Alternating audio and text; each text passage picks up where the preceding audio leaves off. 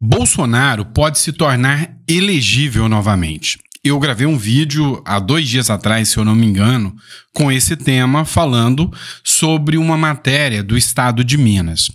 Hoje o assunto ganhou força e o ministro Luiz Fux entra nos holofotes. E sim, não é um questionamento, é uma afirmação. Há a hipótese do ministro Luiz Fux reverter a situação do Bolsonaro. E eu vou trazer essa matéria que foi discutida no CNN com vocês.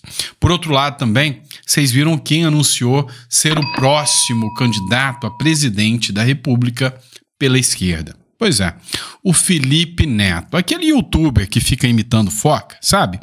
Pois é, mas parece que tudo não passou de uma tremenda e mequetrefe fake news. E aí, a imprensa caiu matando em cima dessa campanha publicitária do Felipe Neto, que não pegou tão bem assim. Por outro lado, a gente vai falar também sobre uma divulgação do Sóstenes Cavalcante. O ministro do Supremo, Alexandre de Moraes, deu uma recuada. Liberou mais 12 réus pelo 8 de janeiro. É sinal de que a pressão está funcionando por parte da oposição.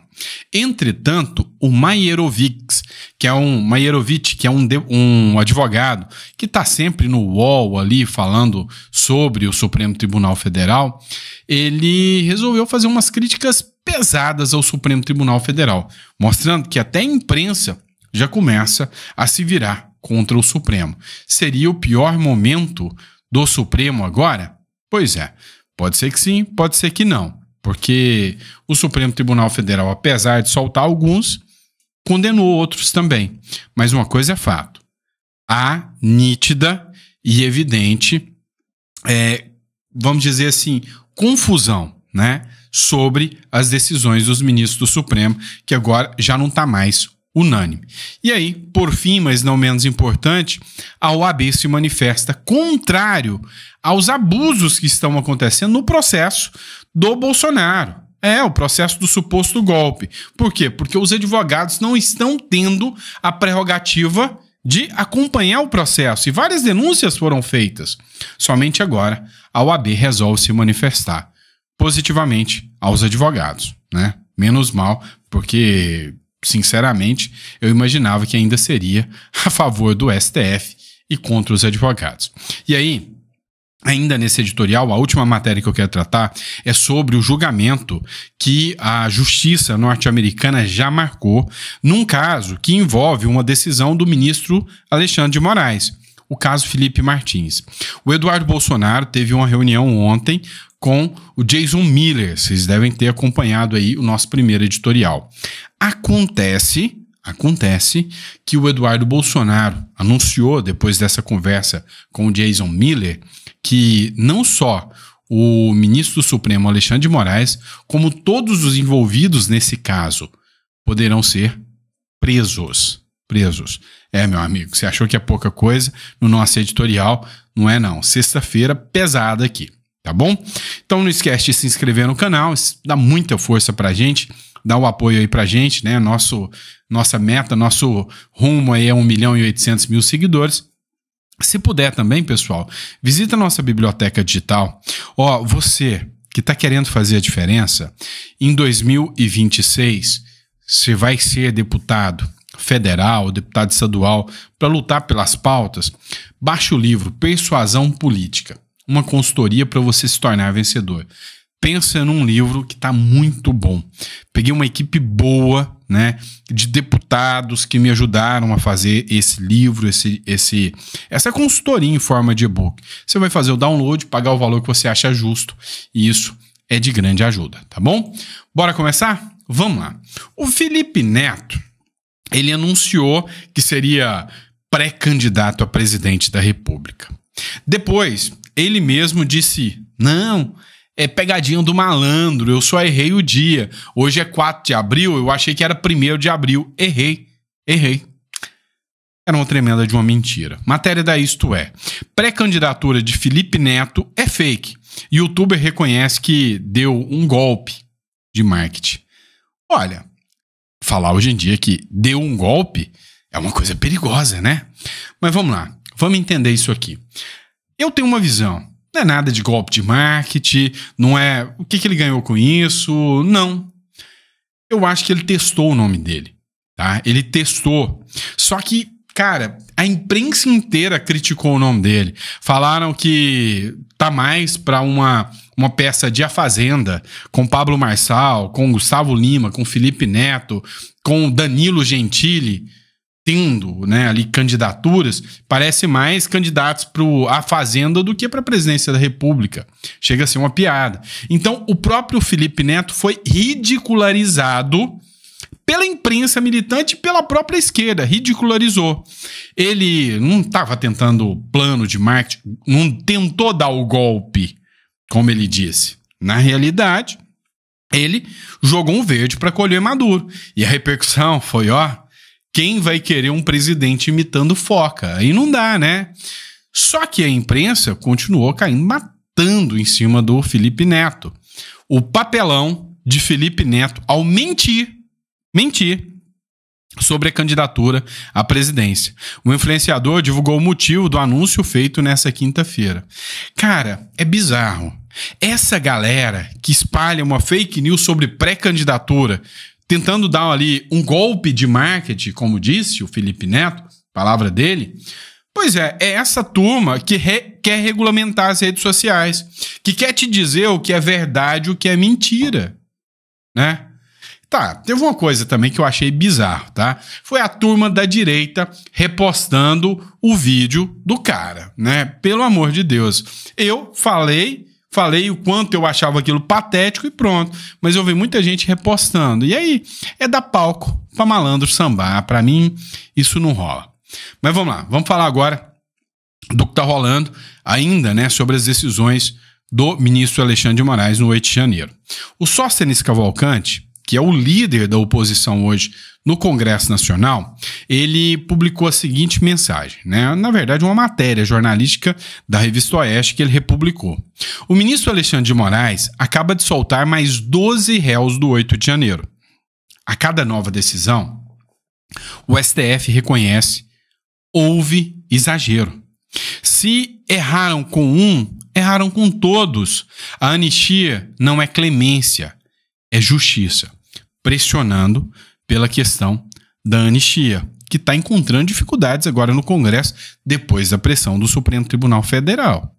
E aí, enquanto ele solta mais 12 pela pressão, ele prende mais também. E aí, vai aumentar ainda mais a pressão pela nova prisão. Olha isso aqui, tanto que ficou estranho isso aqui. 8 de janeiro, matéria da Revista Oeste. A fonte é a matéria Revista Oeste. O STF forma maioria para condenar um pipoqueiro e um vendedor de picolé. É, bebê. Não bastasse a moça do batom, pipoqueiro e vendedor de picolé. O Supremo Tribunal Federal firmou maioria nesta sexta-feira para condenar mais 6 envolvidos no 8 de janeiro que rejeitaram um acordo de não perseguição penal da Procuradoria-Geral da República. Até o momento, os ministros Zanin, Dino, Toffoli, Fachin e Carmen Lúcia seguiram o entendimento do Moraes, né? Por hora, apenas André Mendonça voltou para absolver os réus. Os demais juízes do STF têm até 11 horas de hoje para deliberar sobre os casos no plenário virtual, né? E aí, pipoqueiro, né? E vendedor de picolé. Aí fica difícil, né? Fica difícil. Tão difícil, mas tão difícil, mas tão feio, que até comentaristas, pra mim, um dos sites, um dos jornais mais progressistas do Brasil. Tô falando de jornal, não tô falando aquela coisa militante 247, não, fórum, não. Tô falando de jornal, né? Que tem o reconhecimento de ser um jornal, que é o UOL. Olha essa matéria. Me pergunto a você, lá no início de 2023 você veria uma matéria dessa de um jurista da UOL? O Mairovitch, você pode até não gostar dele, o Walter Mairovitch, ele é um grande advogado. É um profissional muito respeitado da área jurídica, é um colega advogado, tá? E muito respeitado da área jurídica. É óbvio que eu não concordo com tudo que ele fala, mas é muito respeitado. E olha só aqui o que ele escreveu. Moraes definiu com o fígado penas pesadas a golpistas. E agora, recua. Ou seja, até o UOL, até os juristas do UOL já reconhecem o recuo. O ministro, abre aspas, o ministro Alexandre de Moraes tem sido alvo de críticas por assumir um protagonismo no STF e ignorar provas em julgamento contra Bolsonaro. Escuta, ignorar provas em julgamento contra Bolsonaro, levantando suspeitas. Você entende isso aqui? O peso que é um jurista de esquerda falando isso aqui, né? Igual o Rui Costa lá do PCO falando isso. Bolsonaro usa as penas consideradas exageradas contra seus apoiadores para defender a anistia e tentar recuperar a elegibilidade. O próprio STF está dividido. Luiz Fux chegou a criticar Moraes por aplicar penas desproporcionais e concedeu prisão domiciliar a alguns condenados depois de pressão e repercussão negativa. Esta matéria é do UOL, meus queridos, tá? É sinal de que eles sentem que a pressão vai aumentar e muito contra o STF também, muito contra o Hugo Mota, muito contra o próprio Alcolumbre. Estão com medo do que vai rolar depois de amanhã, domingo, lá na Avenida Paulista, em São Paulo. Estão com medo. Então, essa matéria do UOL me pegou de surpresa, porque é meio que, assim, reconhecendo. Olha, o Alexandre de Moraes passou do ponto demais. E eu posso passar do ponto. Você pode passar do ponto. Um juiz não pode. Um juiz não pode. O juiz, ao passar do ponto, ele está cometendo um crime. Isso sim, um abuso de autoridade. Isso não pode acontecer. Entenderam? E aí, eu tinha dito para vocês sobre uma matéria do Estado de Minas, da qual eu afirmei com todas as letras. Não se trata de uma pergunta, uma hipótese. É real. Fux pode tornar o Bolsonaro elegível novamente. Olha essa matéria aqui, tá? Olha essa matéria aqui. O STF ainda pode tornar o ex-presidente Jair Bolsonaro elegível para 2026. Reportagem de Janaína Camelo. Um recurso no STF apresentado pelo ex-presidente Jair Bolsonaro contra a condenação por parte do Tribunal Superior Eleitoral, que o tornou inelegível, está à espera de uma decisão do ministro Luiz Fux. Bolsonaro foi condenado em junho de 2023 pelo TSE pelos crimes de abuso de poder político e uso indevido dos meios de comunicação, após questionar a lisura das urnas eletrônicas durante uma reunião com embaixadores no Palácio da Alvorada. O recurso chegou aqui ao STF em dezembro de 2023. Inicialmente foi distribuído para a relatoria do ministro Cristiano Zanin, que se declarou impedido de julgar porque foi o advogado do PT nas eleições de 2022. Em maio do ano passado, o caso foi redistribuído e caiu nas mãos do ministro Luiz Fux, que de lá para cá não movimentou o processo. O STF. Pois é. A gente percebe que se torna real essa hipótese. E aí, o apoio, o apelo da direita ao Fux, assim como aconteceu com o Kassab, que apoiou a anistia, é muito importante essa pressão popular. E aí, antes de mais nada, é ter esperança que decisões positivas venham. Então, é aí, né, algo que ainda pode pegar todo mundo de surpresa.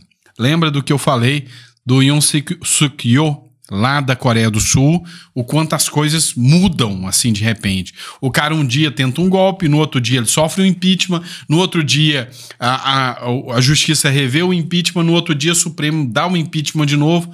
É assim que a política funciona.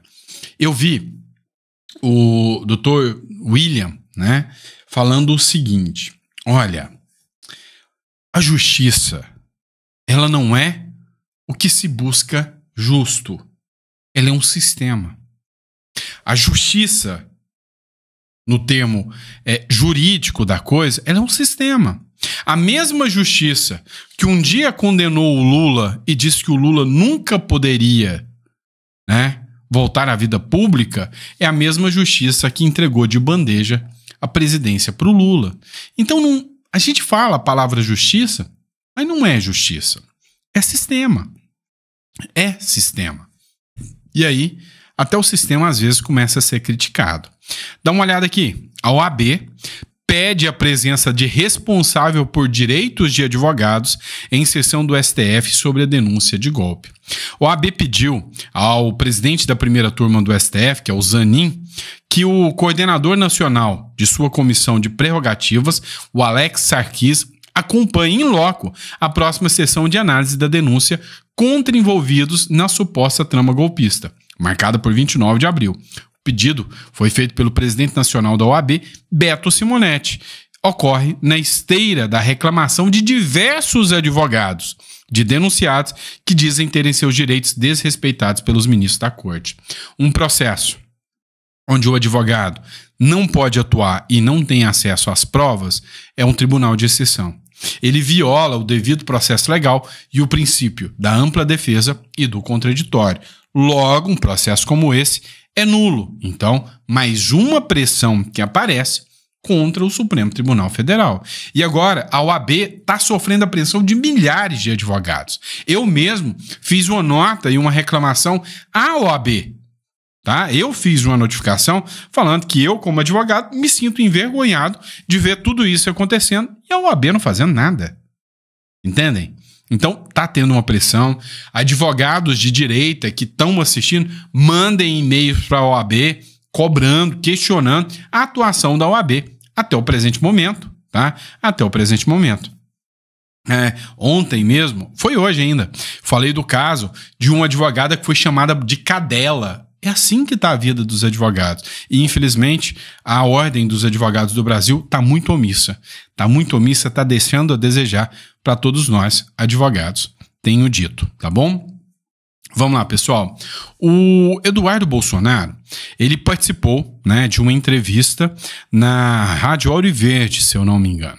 E aí ele falou o seguinte, ó, todos podem ser presos envolvidos na suposta fraude, no caso Felipe Martins.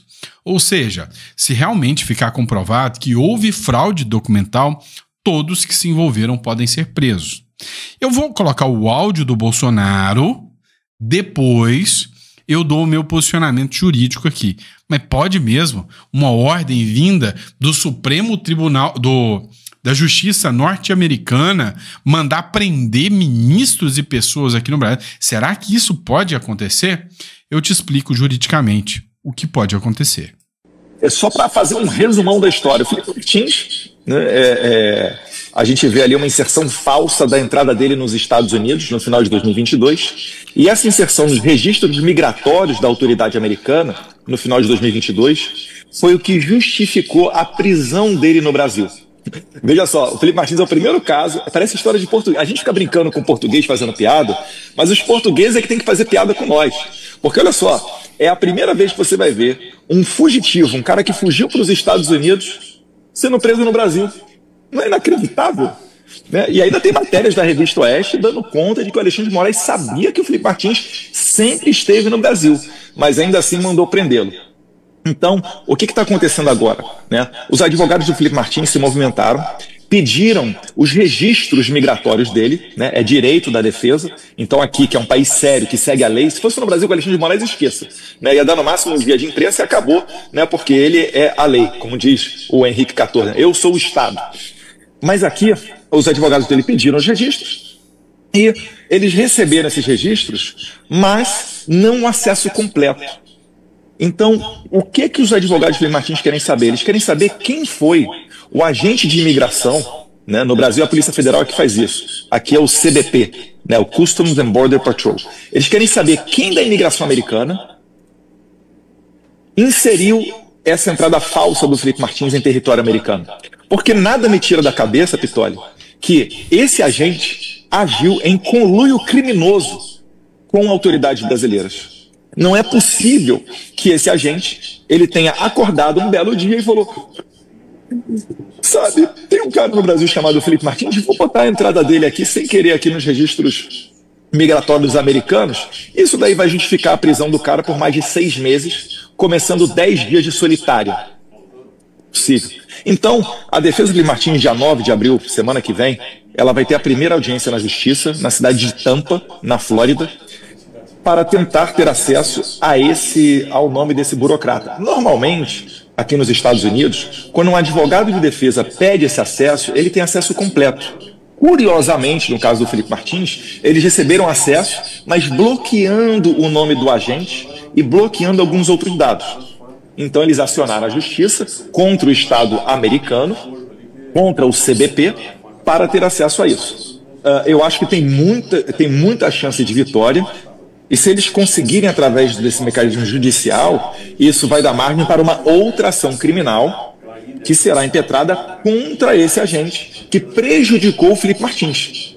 Para saber dele por que ele fez isso, se ele agiu em conluio com outras autoridades. E aí eu deixo a imaginação de vocês que estão nos assistindo na Auri Verde, para vocês responderem nos comentários aí, dizendo, vocês acham que esse agente americano recebeu, de repente, uma soprada no ouvido de um Fábio Shor? Porque o Fábio Shor esteve nos Estados Unidos aqui durante esse período conturbado. O Fábio Shor é o delegado federal que cumpre todas as ordens ilegais do Alexandre de Moraes. Vamos lá. Era esse ponto que eu queria chegar. O Eduardo Bolsonaro aqui, ele faz acusações e ainda cita nome de que poderia ser, né, um delegado da Polícia Federal que teria dado essa informação. E se o delegado agiu, segundo o Eduardo Bolsonaro, poderia ter sido a mando também de alguém, como por exemplo, o próprio ministro do Supremo, Alexandre de Moraes. Isso poderia acontecer? Cara, tudo é possível.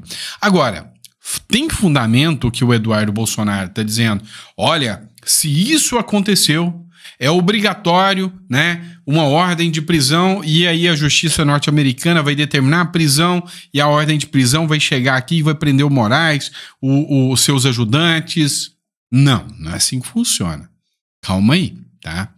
O que se pode? Pode-se ter uma determinação lá nos Estados Unidos e uma condenação, onde é assegurada ampla defesa e contraditório, por meio de acordos internacionais da justiça. Pode sim haver uma solicitação ou um envio, né, de documentação ou de uma ordem de prisão de lá dos Estados Unidos para cá, que quem decide se isso vai ser cumprido ou não é a justiça brasileira, né? Ou seja, é o CNJ aqui que vai definir se aceita, né, esse acordo de cooperação e essa determinação de prisão, ou se reconhece que não concorda com isso. Então, por óbvio, não vai concordar. Agora, o que eles podem fazer também é, munidos dessa prova, enviarem isso à Procuradoria-Geral da República aqui no Brasil para que tome medidas e providências contra os responsáveis. Aí, né, vai depender se o Procurador-Geral da República vai ser tão rápido quanto está sendo no caso Bolsonaro ou se vai esperar anos. A realidade dos fatos é que a chance disso aqui, todos podem ser presos, é mínima, tá? Vamos ser sinceros aqui, é mínima. O que não muda, hipótese de retaliação, e se isso ficar comprovado, é mais uma prova que pode ser denunciada, enviada a um tribunal penal internacional, por exemplo, tá bom? E aí, pessoal, é isso. Espero que vocês tenham gostado do nosso último editorial de hoje. Peço desculpas pelo atraso, mas daqui a pouquinho, né, tá aí disponível para vocês. Eu tô gravando esse vídeo exatamente às 6h40, então até subir, até fazer tudo, ele vai sair mais ou menos às 7h30 para vocês, tá bom? Abraço, fica com Deus e até o próximo editorial.